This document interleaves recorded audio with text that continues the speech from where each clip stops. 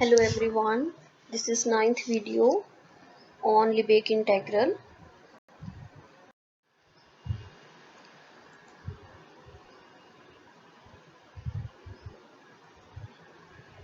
So now just see the properties of integrable functions. As I have already told you about the integrable functions, that we know that a function f is said to be Lebesgue integrable if integral of f is finite over any set E. So now see the first property. This says whenever you have f and g, two integrable functions over the set E, then the function c times f, where c is any finite value, is also integrable over E, and the integral of cf over E is equal to c times integral of f over E. So now just see the proof. We prove it into two cases, whenever c is greater than equals to 0 and c less than 0. Now just see, whenever c is greater than equal to 0, then the positive part of f, c times positive part of f is c times f positive.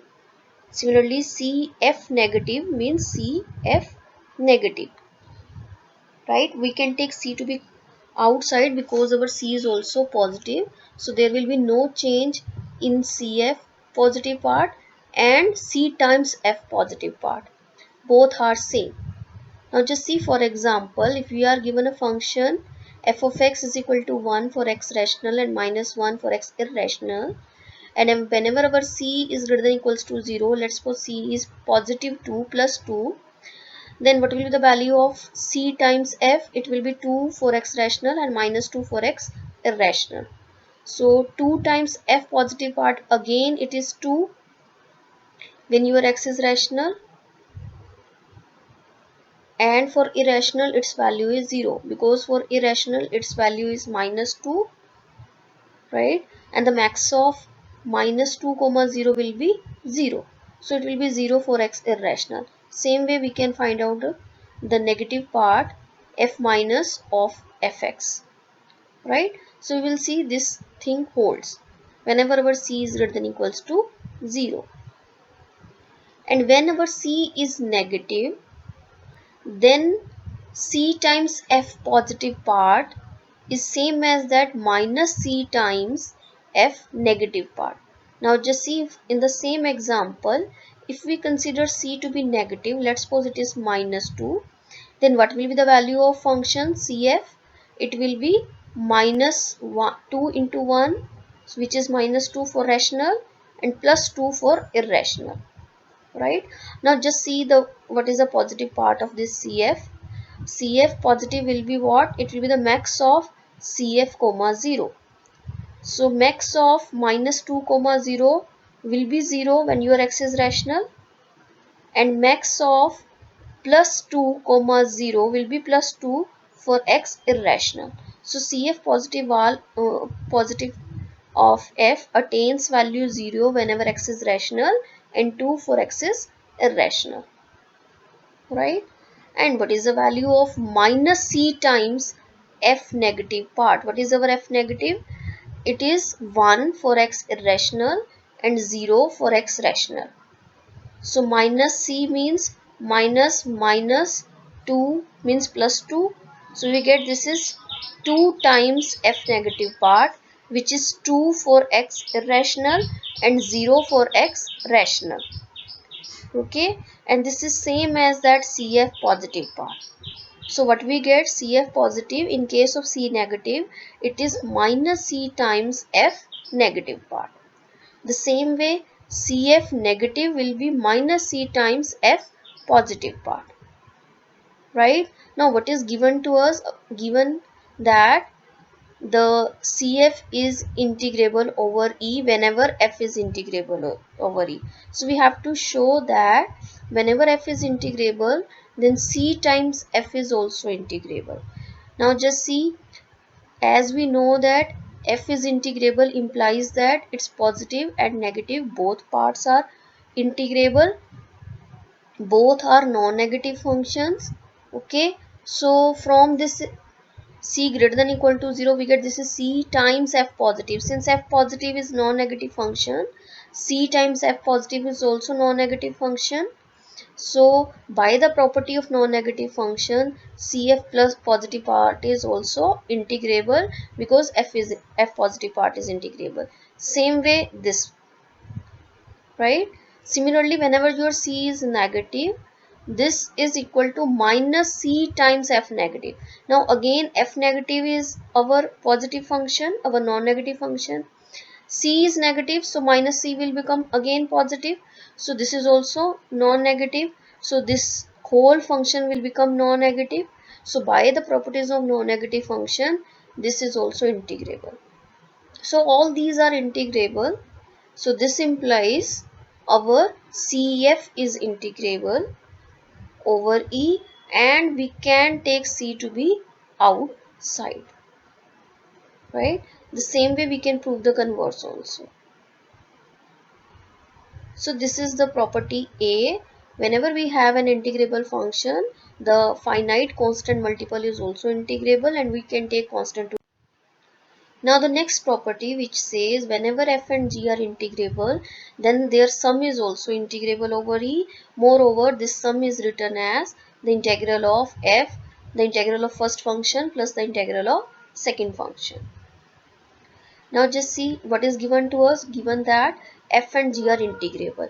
If f and g are integrable, then clearly mod of f and mod of g are also integrable over E, right? So mod of f plus mod of g, they are integrable because they are non-negative functions, and by using the property of non-negative functions, whenever the functions are integrable, their sum is also integrable. So this is also integrable over E. Also we know that mod of f plus g is always less than equal to mod of f plus mod of g. So the integral of this will be less than equal to the integral of this, but in case of non-negative function, we have already done the properties. The sum is less than is equal to the integral of the first plus integral of second, right? Since both these values are finite, so their sum is also finite. So mod of f plus g is also integrable, which implies that f plus g is also integrable. As we know that whenever f is integrable, mod of f function is also integrable, and conversely, that whenever mod of f is integrable, then f is also integrable over E. So this whole thing concludes that f plus g is also integrable over E. Now what is the value of the integral? Now just see, we can write f as the difference of its positive and negative part. Similarly, g as the difference of its positive and negative part. Now we can separate the positive parts. These are non-negative functions. We can separate these two negative parts and take minus to be common. This is also non-negative function. In case of non-negative function, we can write the sum as the separate, right? Similarly over here we can write its sum as the separate. So what we get, this is nothing, this minus this is nothing but our f, and this minus this is nothing but our integral of g. So this thing we have to prove, that whenever f and g are integrable, their sum is also integrable, and sum may be separately written as the integral of f plus integral of g. Now the next property, this says whenever f is less than equal to g almost everywhere, then integral of f is less than equal to integral of g over E. As we know that f, what is given to us, f is less than equal to g almost everywhere. It means g minus f is greater than equal to 0 almost everywhere. So we get g minus f is non-negative function. So by the properties of non-negative, this integral will be greater than equals to 0. Right? So what is the value of integral of g over E? We can add and subtract f from this. This is positive, this is non-negative function, this is some positive, because f is less than equal to g, right? So we can separate these two by the property B. So what we get, this value is greater than equal to 0 and this value is finite number.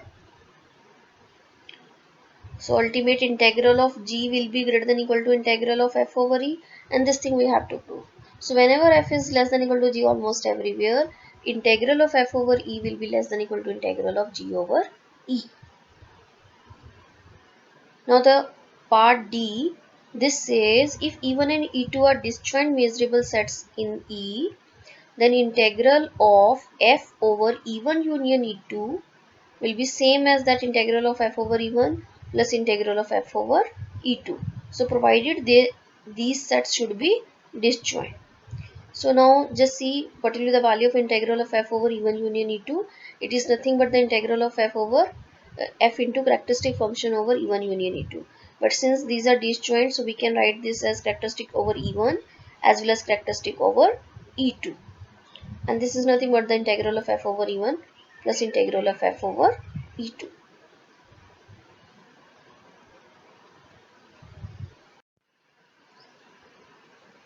Now just see the problem. This says if f is an integrable function, then f is always finite valued almost everywhere. So what is given to us? The integral of f is finite. Integral of f is finite means mod of f integral is also finite. Right? What we want to show? We want to show f is finite valued almost everywhere. So let if possible this is infinity. The mod of f is infinity over a set with measure strictly greater than 0. Right? So the value of integral of mod of f over e, clearly it should be greater than the integral of mod of f over a because a is a subset of e, right? Now by the definition of infinity, mod of f is always greater than some number n on the whole set a, right? Where n is very large number. This is just by the definition of infinity. So we can replace mod of f with greater than n. So we can put over here the greater than n. So we get the integral of 1 over a. What is the value of integral of 1 over a? That is nothing but the measure. And measure is also positive. So it means this value of integral is always greater than some positive number, and this positive number we can choose arbitrary, and this is very large. So what we get? We get this integral should be infinity. So if this integral is infinity, it means mod of f is not integrable over e. But this contradicts the given hypothesis that f is integrable function. So if f is integrable function, clearly mod of f is also integrable, means its value is finite. So it contradicts this. So that means our position is wrong, means those points where the value of mod of f is infinity, measure should be 0. So measure should be 0 implies f should be finite valued almost everywhere. Means where f is not finite, the measure is 0. So here f is not finite, so we get the measure should be 0. So this is very important. This says whenever our f is integrable function, f is also finite almost everywhere. So